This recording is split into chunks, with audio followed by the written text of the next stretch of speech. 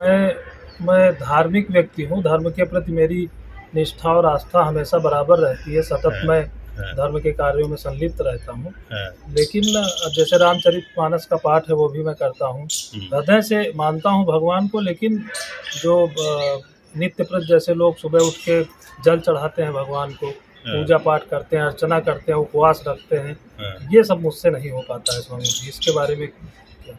अच्छा, तो तुमसे पाठ कैसे हो जाता है? पाठ करते हो? पाठ रामचरितमानस का यदि मेरे कान में आवाज़ आई कहीं भी हो रहा है तो मैं हाँ। निश्चित जाता हूँ वहाँ, चाहे 1 ही घंटे के लिए तो समय निकाल लूँ। इसको तुमने कैसे मान लिया कि तुम जो है पाठ सुन करके अगर चले जाते हो तो ये पूजा हो गई क्या? व्रत उपवास कर नहीं कर पा रहे हो, है ना? क्योंकि वो तुम्हारी आदत में शामिल नहीं हुआ, तुम उसको आदत अपनी नहीं बना पाए। और तुमने व्रत माने कहीं आवाज़ आई, कहीं पाठ हो रहा है, उसको सुन करके तुम्हारा मन हो जाता है जाने के लिए। बिल्कुल, तो बिल्कुल। ये तुमने आदत तुमने बनाई ना, ये पूजा थोड़ी हो गई। इसको तो तुमने पूजा समझ लिया ना कि वो जहाँ व्रत हुआ, जहाँ ढोल हाँ, बजने लगी, भगवान राम का सुमिरन जहाँ ढोल बजने लगी, तो जो नाचने वाला व्यक्ति होगा उसके पैर अपने आप उठने लगेंगे। तो ये पूजा हो गई क्या?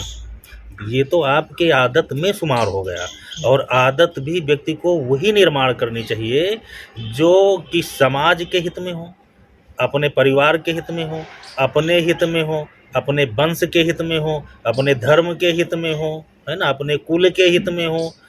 तो जो हितकारी चीज़ें हैं उनको आदत बना लेना तो अच्छी बात है। तो अगर तुमने ये आदत बनाई है तो हमारी समझ से वो आदत तो अच्छी है तुम्हारी, है ना? लेकिन अब उसी आदत को आप ये समझ लो कि आप बहुत बड़ा ईश्वरीय कार्य करने लगे। हाँ, यही। तो ये ईश्वरीय कार्य तो जो लोग पाठ नहीं पढ़ पाते हैं, जो नहीं पढ़े लिखे हैं या जो गूंगे हैं, जो अंधे हैं, तो क्या वो धार्मिक नहीं? वो पूजा पाठ नहीं करते क्या? तो ये धर्म कहाँ से जुड़ा है? पूजा पाठ ये भक्ति कहाँ से जुड़ी है? आपके भाव से जुड़ी है।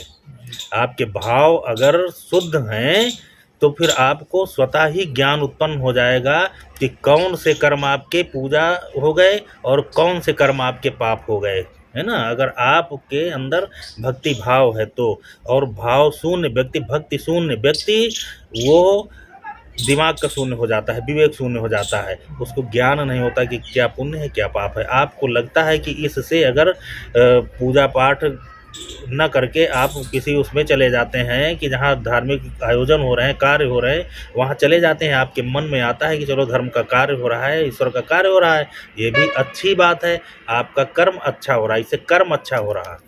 भक्ति और पूजा पाठ को अलग कर दो, कर्म अच्छा हो रहा, तो जब कर्म अच्छा है तो परिणाम भी अच्छा आएगा।